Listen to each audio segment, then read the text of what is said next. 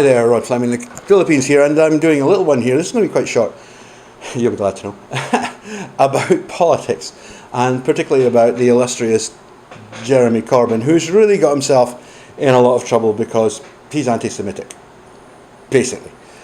And people are acting all surprised in the UK and raising their hands in horror across the world at the fact that this potential British leader is actually a raving anti-Semite, which he is.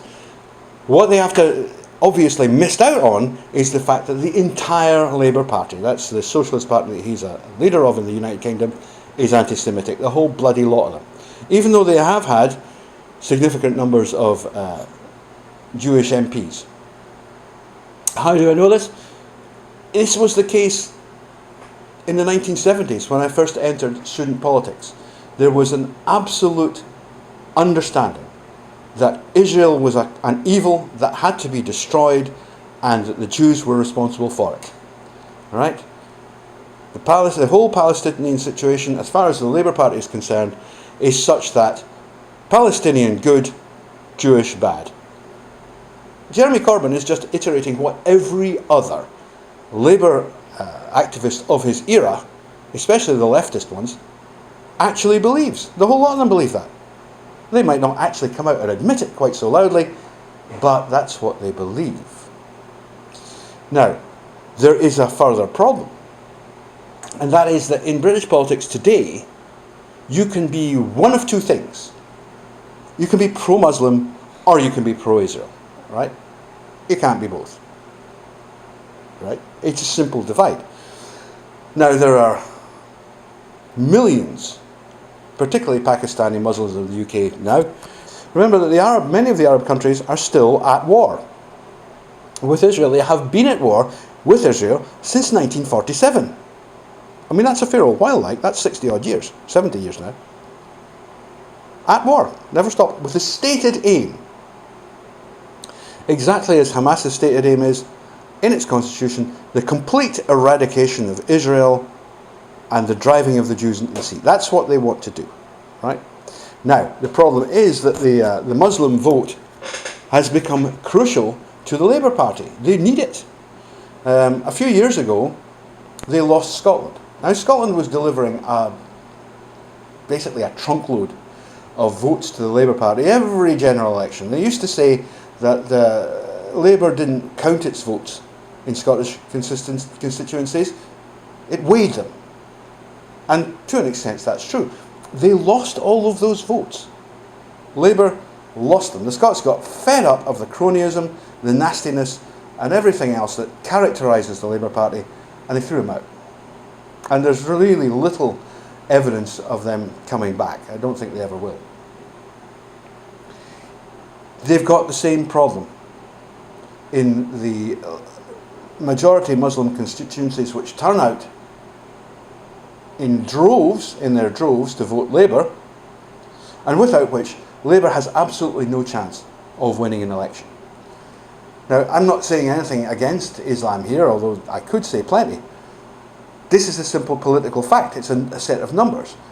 Jeremy Corbyn can't afford to upset all those Muslim voters by accepting the international standards on what constitutes anti-Semitism. Okay? And that puts Corbyn in a completely impossible position. He can't be both. He can't suck up to the largely Pakistani, but still many others now, political constituency that he needs to woo in order, if he has any hope to win an election, and at the same time satisfy the demands that actually doing something to fight anti-Semitism in his own party would require. So basically the man's completely goosed, and there was a nice article in the Telegraph saying that Corbyn's finished. He'll have to go. And I have to say that I'm becoming more and more to the point of agreeing with that I don't see where you can square him out to.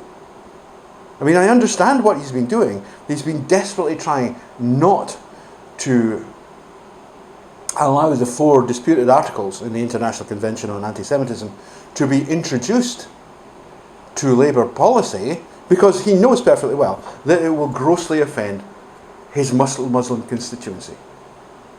But the fact is that it's coming to a point where he has to choose.